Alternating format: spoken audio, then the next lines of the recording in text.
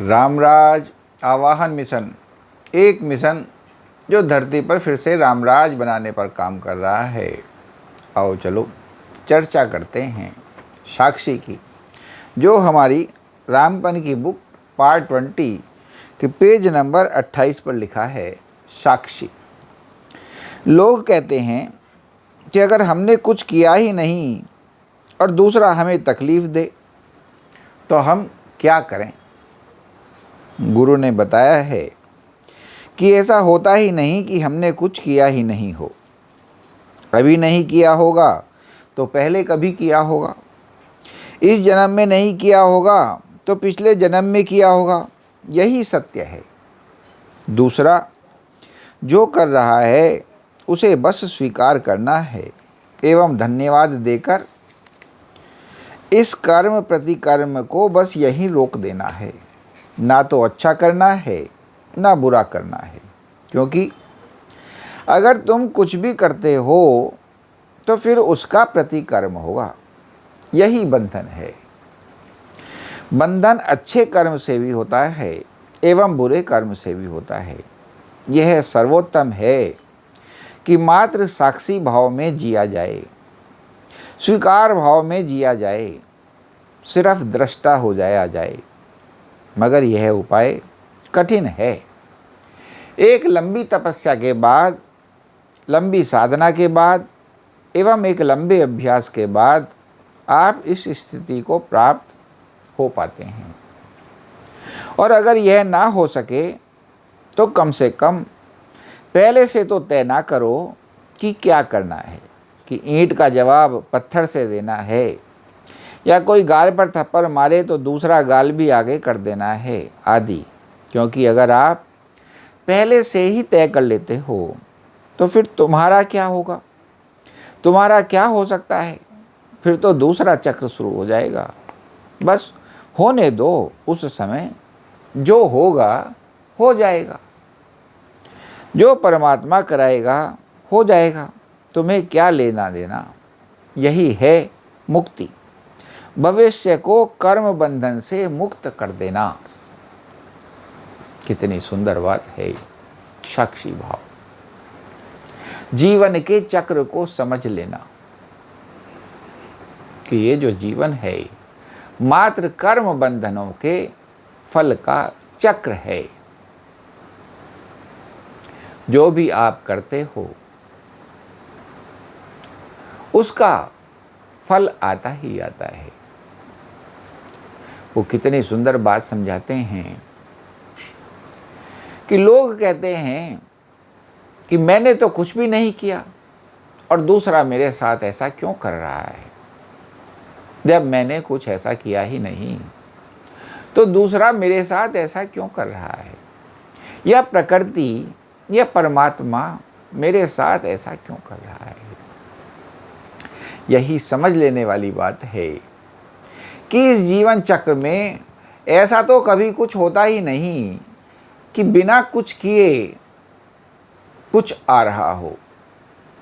बस सिर्फ फर्क ये होता है, किसी कर्म का तुम्हें ज्ञान होता है और किसी कर्म का जो तुमने किया है उसका ज्ञान नहीं होता है। कुछ कर्म तो ऐसे हैं जो आपके नॉलेज में होने पर होते हैं, आपको उनका ज्ञान है। और बहुत से कर्म ऐसे हैं जो आपको ज्ञान ही नहीं कि आपने क्या कर दिया है, अज्ञानता पूर्वक होते हैं। और बहुत से कर्म ऐसे होते हैं जो पूर्व जन्मों में आपने किए हैं, क्योंकि फल तो हर कर्म का भोगना होता है। ये जो समय का चक्र है, जरूरी नहीं है कि कर्म का फल तुरंत आए, या 1 महीने में आए, या 2 महीने में आए, या साल भर में आए। ये तो समय का पहिया है, कब किस कर्म के फल का समय आ जाए,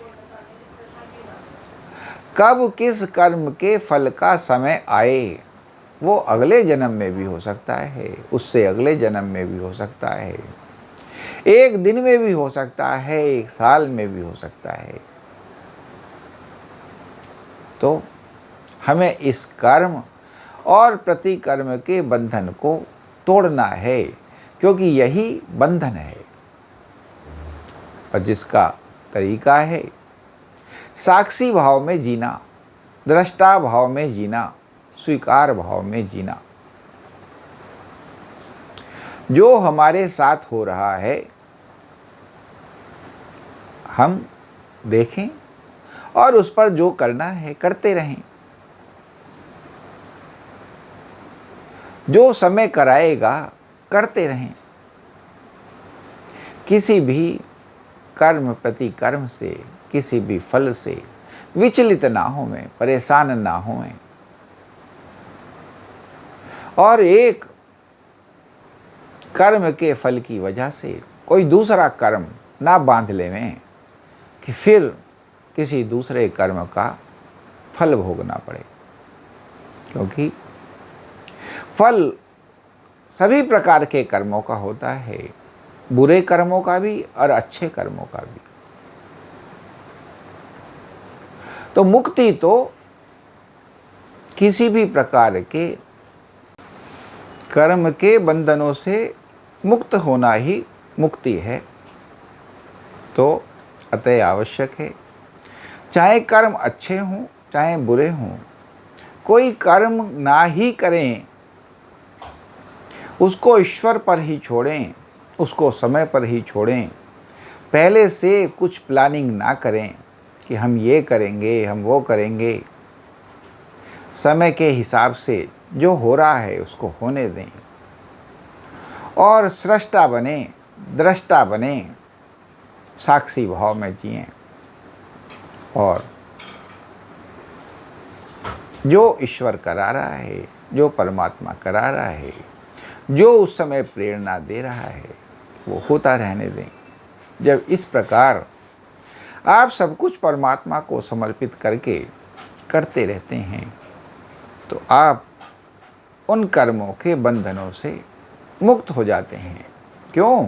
क्योंकि आप तो कुछ कर ही नहीं रहे हैं। तो जो भी कर रहे हैं प्रभु की प्रेरणा से हो रहा है और आप इस प्रकार किसी बंधन में बंधते नहीं हैं। और ये किसी बंधन में ना बंधना ही मुक्ति है। तो अतः हमें सीखना चाहिए साक्षी भाव में जीना, स्वीकार भाव में जीना। इसी से हमारा जीवन तरता है, हम इस भवसागर से तरते हैं, हम मोक्ष को प्राप्त होते हैं। तो आवश्यक है साक्षी भाव में जीना, स्वीकार भाव में जीना। हर कर्म को, हर कर्म के फल को स्वीकार करना, ऐसा कहा जाता है। बोलो श्री रामचंद्र भगवान की जय, पवन सुत हनुमान की जय।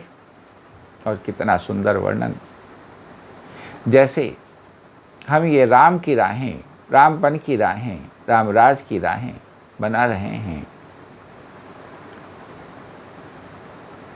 एक सामान्य इंसान से राम बनने की राह बना रहे हैं। तो हम चाहते हैं हमारी इस वीडियो को ज़्यादा से ज़्यादा लाइक, शेयर, सब्सक्राइब, कमेंट एवं फॉलो करें और हमारे चैनल रामराज्य आह्वान मिशन को सब्सक्राइब करें, ताकि ये जो भाव हैं, ये जो सद्ज्ञान की गंगाएं हैं, जन जन के मन तक पहुँचें और लोगों के मन इनमें स्थापित होकर के सच्चिदानंद की स्थिति को प्राप्त कर सकें, मुक्त होवें, बंधनों से मुक्त होवें। जय श्री राम।